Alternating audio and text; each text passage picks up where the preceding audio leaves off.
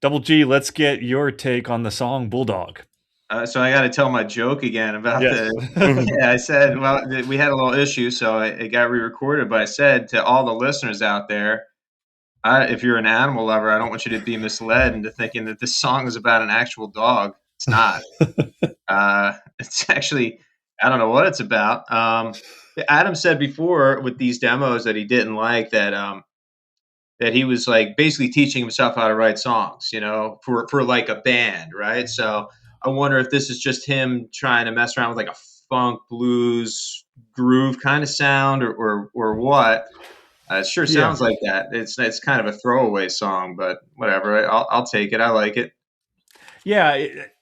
That's where I said, like, it didn't remind me of any particular song. As I said, more of the Crows or more of Toad or even Sordid Humor a little bit. But there is senses on here where he wants to go into some other, I don't say other genres of music, right? But other, and this is kind of, as you said, maybe the first foray into that, which does come up later in his songs, of course, with blues When and he I don't says when he says, "Hey Matthew," do you think he's talking to Matt Malley? know.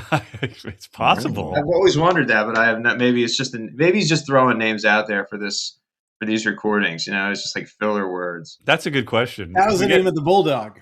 If we It get could have been. Maybe there was it. Maybe I've been wrong, and there's an actual dog. if we get Matt back on the podcast. By the way, he mentions so in the line about angels, all these angels scared to walk the wire line, according Insomnia to is that. in here too. He's got a line about insomnia. Oh my goodness. So yeah, so this is where he's experimenting with things that'll come up quite a bit later. Okay. So it's funny you use the word, Geoff, the horrible word dud, because I was reading a review yesterday about this from some user online saying that this is one of their favorite albums, even though it's a demo album. This particular user thought Lightning was the only dud in a album of 12 other genius tracks.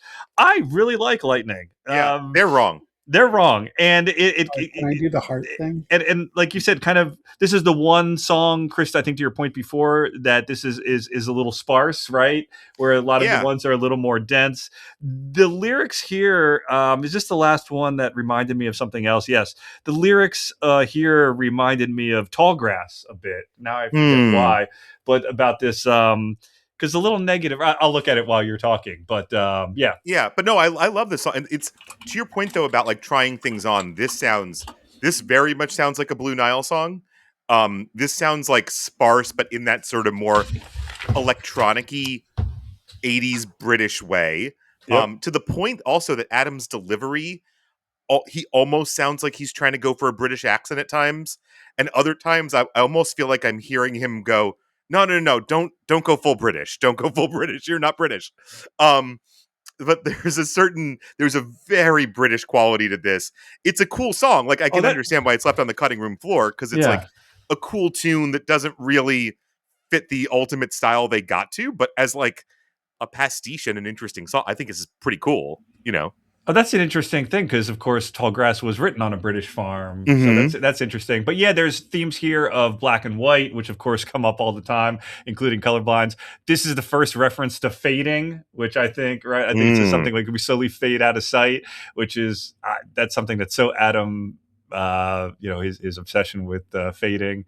Was there something else? Anyway, yeah. Then there's mention about the rage, and he does again mention here about crazy and rage and violence. It's kind of hidden and a little later in the lyrics, but yeah. Again, some of that reminds me of Tallgrass a little bit when he, I guess it's not as quote unquote mean, but when he talks about the him killing the rabbit, basically. And that right, because it's like it's shaking and but it's dead and there's no life in it anymore. And I think there's some kind of commentary on, I don't know if it's just as meat eaters or just that animals in general are cruel to each other or just life is cruel. But Geoff, let's go to you. Thoughts about Lightning?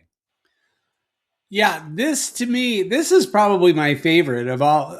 Okay, great. I love it too. Yeah. Yeah. Okay. Of all of the unreleased songs that didn't make it or whatever, this is probably my favorite. I really like it. And it's a song that the more I listen to it, the more I like it. It's grown and grown and grown on me over time.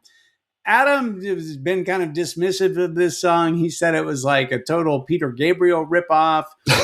He said it stole from a Ricky Lee Jones song. But I think the thing that I like about it the most is that his vocal performance to me, I was saying this earlier about how he became such a great singer between the demos and then August and everything after. I think on this song, he delivers a vocal performance that's pretty close to that August level performance. I think his singing on here is better than any of these other songs. Including the ones that made it to August. I think it's a really good performance from him. And so I give it an enthusiastic thumbs up. Cool. Double G, your thoughts on Lightning? Yeah, this it has this ambient quality about it that it doesn't sound like anything else from these demos, at least anything that we've heard. It's kind of like it's kind of like the Tallgrass or like High Life or New Frontier, where it's like it's different than the rest of the songs around it, or even like Mercury, where it's like it stands out and it doesn't share a sound with everything else, but it's like it's still them. So I don't know. It's a nice song to listen to. It's peaceful, but it's also kind of like haunting, So it's an enjoyable listen in my opinion, and it's also the last one on this that was written by Adam, because then there's the cover song, but. I think this would have been a great way to close it, but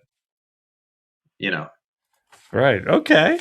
Great. So that leaves us to, which I had no idea. So Double G, we'll start with you. So We're Only Love. Is that a cover song? We're Only Love? Yeah, that's a song by that band Mr. Dog that Matt and Dave were both in. Oh. Look at you. Yeah, never knew this that. is why we brought the archaeologist this in here. Is why he's here, listen, folks. It's a He's cover. earning his pay. I don't know what they're paying me, but they should bring me in to find things because I'm pretty good at it. So tell us a little bit about how you found that, and then also give your thoughts about this song. I don't remember where I learned that it was a cover song, because like if you there's like one video of Mr. Dog on the internet that I could find. There's really not much about the band or any of their songs or anything. Like Matt Malley would probably have a lot more answers about that, because I'm pretty sure he was in the band, or at least a session player with him or whatever. This song it's a really cool song in my opinion, but I don't. It sounds like something that they could have written, right? So I kind of understand the surprise. Like it sounds like a Counting Crows song, and for all intents and purposes, here it is. But yeah, it's just a good solid song. They did a great job with the recording and the production of it. And I guess Bryson had a better feel for it because I don't know if he wrote the song himself or what. But Cool, Geoff. Any thoughts? We'll go in reverse order this time. Any thoughts of We're Only Love? Yeah, well, that was certainly news to me that it was not a Counting Crows song. It was a Mr. Dog song, and I agree. I think it's a good song. I guess sort of like some of these other ones, you can kind of try to put yourself into the mindset of the band and think, yeah, is this something that we want to put onto August or go forth with? And in some ways, it's maybe not it doesn't hit the highs that maybe their best material did, but you can see why it was on the demo tape and why they, had considered it at least, because it is a cool song. I definitely like it, but I don't have a lot to add other than that. Chris. Yeah, I like the outro a lot. Like that kind of gets stuck in my head, the calling your name part.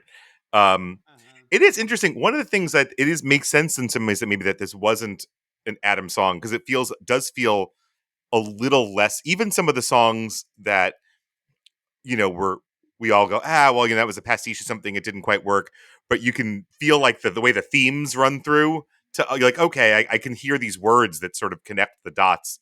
This one kind of is just kind of feels very like a little more disconnected, but maybe that makes sense of just, it was the rest of the band's song. Adam was willing to sing it. He liked it enough.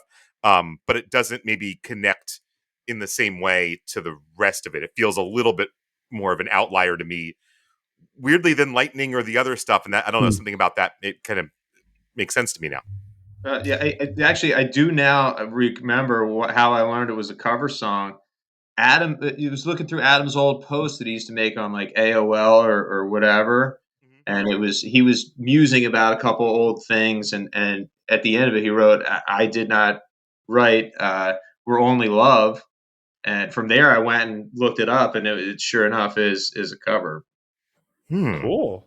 Yeah. Yeah, I like this song. I think I think it's a fun way to end it. I really like his vocal performance here. I guess he does I don't know, he does other things with his voice besides sing the words. I don't know. Yeah, Adam's great with his sha-na-nas and everything else. I put him in like the Michael Jackson company that, how Michael does the other voice things that aren't the singing parts, right? His own Michael Jackson sound effects, I guess. And Adam does the same thing with his sha-na-nas and backup vocals and everything. I don't know. Yeah, I love We're Only Love. It's a cool song. I want to hear them redo it. Maybe they can put it on Underwater Sunshine 2 since it's a remake.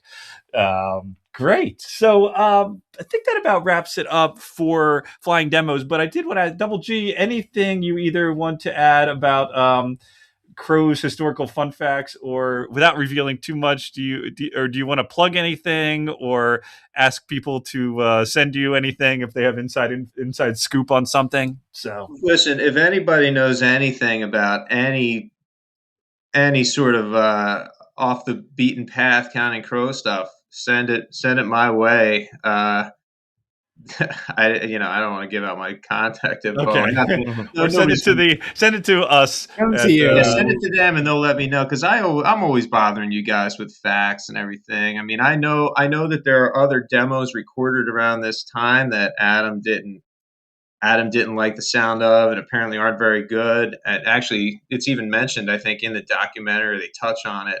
There were more songs recorded. I don't know if it's just different takes of these, or if they had other songs in this era. They had The Greening of America. They had Open All Night.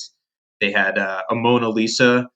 And, they probably had a few other songs that they didn't really play publicly or weren't at shows. But there were definitely a bunch of songs written around this time frame. And I don't know if they recorded any more of them. You've heard different things about there being like a 15-song demo. This one's 13. So I don't know if there was live tracks put on there, or if there were other studio recordings done that they said, you know what, we don't want these to leak or whatever. I'm not sure. But yeah, anybody who knows anything, let these guys know. You can write us at Sullivan Street PC. Sullivan Street, and street is written out, one word, and then PC at protonmail.com. I'll screen your message, and and you and Double G can talk and dive into the. Hey, by the way, what was it that Adam talked about? The first song he ever wrote was for his sister, right? Like, Good Morning, Little Sister. Yeah, I want to hear. I want to hear that song. Me too. Hey, can I ask everybody, since mine is Lightning, but I'm curious if there was one song that didn't make it onto a Counting Crows album out of the Flying Demos, which would be the one that you would choose? Marjorie. I think I already said I like Love and Addiction, but Lightning probably would have been my second choice. Chris, did I? Same as you there, Eric. Okay, Love and Addiction with Lightning as second choice. What about you, Double G? 100% Marjorie. And yeah, you said that. Yeah. The sad thing is that it exists somewhere. It's just not, there's a rough mix of it out there somewhere that somebody has, and I'm going to find it, get it to their management. If they don't, they might already. You got to come back on the show and tell us all about it. Listen, I really appreciate being on the show. I had a lot of fun. This is really cool, and I'm I love to contribute anytime I can. I just love Counting Crows a lot. So any way I can contribute to the fandom of it, I'll jump at the opportunity. Thank you so much. No, thank you. Yeah, Kyle asked him directly something like, why don't you do another reissue? Or if you reissue, reissue satellites now, but put an extra disc just like you did with August, and then you can have these tracks that are there. And Adam said he didn't say no, but he's like, oh, we just didn't plan things correctly, bad management, or, he didn't really answer the question. And then he went into that both Desert Life and Hard Candy were likely to be released as LPs, right? The vinyl, which I think they did release Desert Life, right? This last year. So I'm not a big vinyl. They're working on it. I think it's working on it. Yeah. Okay. I will say Satellites is the one that does have the ones that I Like in Suffocate particular, and Good it's Luck. Suffocate. And, It's yeah. Suffocate. Okay. I want Suffocate because Good Luck has circulated. Am I saying too out of tune?